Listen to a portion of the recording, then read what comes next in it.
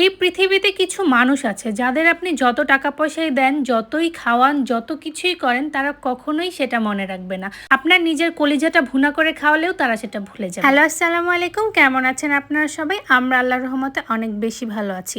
তো আজকে এই কথাগুলো বলার পেছনে কিছু কারণ হচ্ছে, আমাদের আশেপাশে এরকম কিছু মানুষ আছে যাদের জন্য আপনি জীবনে অনেক কিছু করেন। আপনি চিন্তা করে দেখেন, অবশ্যই আপনার পরিচিত এরকম মানুষ আছে। যখন আপনি তাদের কোনো কথায় অবাধ্য হবেন বা ওই কাজটা আপনি করবেন না, ঠিক সেই মুহূর্তে তারা আপনার সাথে কথা বলা বন্ধ করে দিবে, আপনাকে তারা ফোন দিবে না, আপনার সাথে কন্ট্যাক্ট করবে না, আপনার সাথে দূরত্ব বজায় রেখে চলবে। তারা কিন্তু তাদের আচরণ দিয়ে বুঝিয়ে দিবে যে এইবার তাকে আপনি হেল্প করেনি, তাই তার মন খারাপ। কিন্তু মানুষ এরকম কিভাবে করে? আমি এরকম খুবই কাছের মানুষ দেখেছি, ইভেন রক্তের সম্পর্ক দেখেছি, যে যদি আপনি টাকা পয়সা না দেন, সে আপনার সাথে মিশবে না, কথা বলবে না।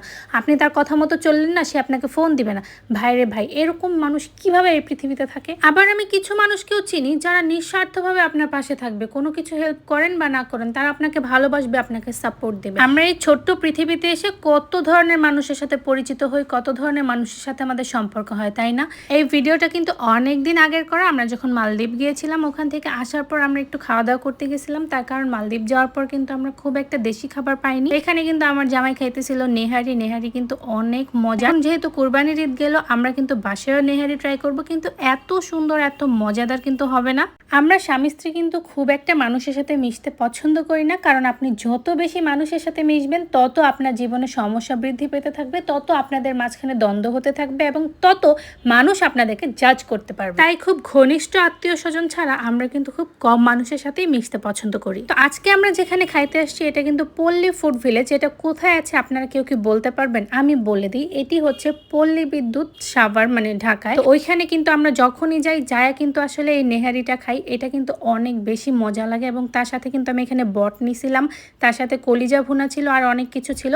মালদ্বীপে ঘুরে ফিরে আমাদের জামাই বউ দুইজনের চেহারা ছবির অবস্থা কিন্তু একদম কাল্লু মামা হয়ে আছে। তো সেই দিকে কেউ নজর দিয়েন না। দেখেন কত সুন্দরভাবে নেহারি খেতে হয়। এটা কিন্তু নেহারি বা নলি, যাই হোক। আমার জামাই কিন্তু বেশ বড় একটা নলা খাইতে পারে, কিন্তু আমার আসলে এটা বাসার বাইরে যা খাইতে খুব একটা পছন্দ না, কারণ দেখেন খাওয়ার টাইমে কত মুখ টুক মেখে যাবে। কিছু খাবার আইটেম আছে যেগুলো কিন্তু আমার বাসায় বসে খাইতে অনেক বেশি ভালো লাগে, বাইরে যা খাইলে আমার অনেক আনইজি ফিল হয়।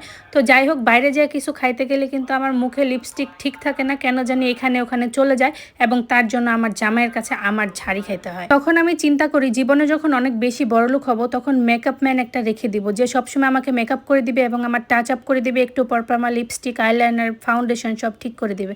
তো যাই হোক, সেই স্বপ্ন আমার কখনো পূরণ হবে না, কারণ আমি তো আর সিনেমার নায়িকা না যে একটা মেকআপ ম্যান আমার সাথে সাথে নিয়ে ঘুরতে হবে।